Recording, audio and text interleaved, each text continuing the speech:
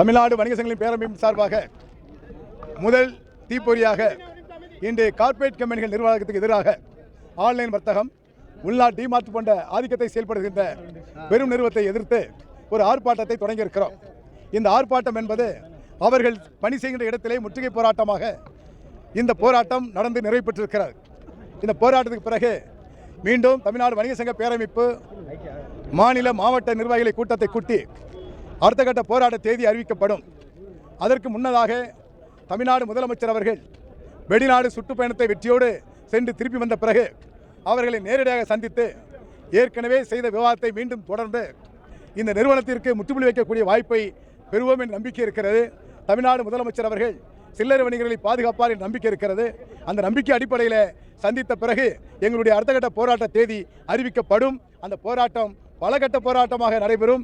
நிறைவாக நடைபெறுகின்ற போராட்டம் என்பது வேண்டாம் கடை என்று நாங்கள் முடிவெடுத்து விட்டோம் என்று சொன்னால் தமிழகம் முழுவதும் ஒட்டுமொத்த கடைகளையும் மூடக்கூடிய அவலம் ஏற்பட்டுவிடும் என்பதை எச்சரிக்கை உணர்வோடு பதிவு செய்து கொள்கிறேன். வால்மார்ட் வந்தப்ப ஜெயலலிதா ஒரே பேச்சுவார்த்தையில் உங்களை க்ளோஸ் பண்ணி சீல் வச்சிட்டாங்க வால்மார்ட். கண்டிப்பா. ஆனால் டிமார்ட் வந்து திமுக அரசு திறந்துகிட்டே தான் இருக்காங்க. ஆனால் நீங்கள் பேச்சுவார்த்தை நடத்தி அவங்க எதுவும் பதில் சொன்ன மாதிரி. அதாவது ஒரு முறை பேசியிருக்கிறோம்.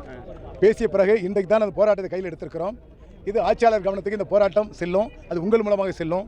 ஆகிய சென்ற பிறகு அடுத்த கட்ட நடவடிக்கை என்ன என்பதை முதலமைச்சர் சந்தித்த பிறகு கட்டாயம் நிறைவேற்ற நம்பிக்கை இருக்கிறது. நாம் நேரடியாக சொல்லியிருக்கிறோம். கடந்த முன்னாள் முதல்வர் செல்வி ஜெயலலிதா அவருடைய ஆட்சியில் வால்மார்ட் கட்டிடம் சீல் வைக்கப்பட்டது என்பதை நாங்கள் தெளிவாக நினைவுபடுத்தியிருக்கிறோம். அந்த அடிப்படையில் சாமானிய வணிகர்களுக்கு பாதுகாப்பு தந்த மரியாதைக்குரிய முத்தமிழர் அறிஞர் அவர்கள் இந்தியாவிலே வணிகநல வாரியம் ஒன்றை எங்களுக்கு உருவாக்கி தந்தவர்.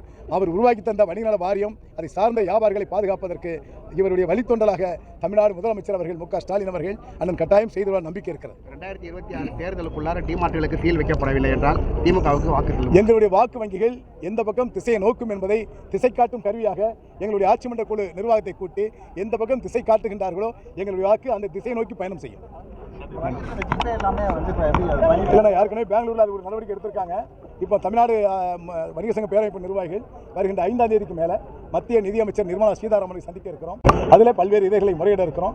இந்த ஜிஎஸ்டி வரி சட்டத்தை 2ஆக குறைக்கிறாங்க. சட்ட விதிகளையும் திருத்த வேண்டும் என்று கேட்டிருக்கோம். அதனால் வர சொல்லியிருக்காங்க. அங்கே பேசிய பிறகு டிஜிட்டல் முறை என்ன என்பதை நாங்கள் ஆய்வு செய்து முடிவெடுப்போம். எதிர்க்கட்சி தலைவரை பார்க்குற ஐடியா கட்டாயமாக இந்த போராட்டம் நிறைவு பெறவில்லை, வெற்றி பெறவில்லை என்று சொன்னால் எதிர்க்கட்சி தலைவர்கள் உட்பட அனைத்து அரசியல் தலைவர்கள் சந்தித்து இந்த போராட்டத்துக்கு ஆதரவு கோர தயாராக இருக்கும். விலை குறையும், கட்டாயம் குறையாத மாற்று இல்லை. ஆனால் சட்டங்களை எளிமைப்படுத்த வேண்டும். தவறான அதிகாரிகள் சட்ட திருத்தத்தை முறைப்படுத்தவில்லை என்று சொன்னால் சட்டத்தை கையில் வைத்துக் கொண்டு அரசு கஜனாவுக்கு போக வேண்டிய பணம் அவருடைய கஜனாவுக்கு போய்விடும். இந்த ஜிஎஸ்டி ஸ்லாப் நீங்க வரவேற்கிறீங்களா? கட்டாயம் வரவேற்கிறோம். நன்றி சொல்லுவோம்.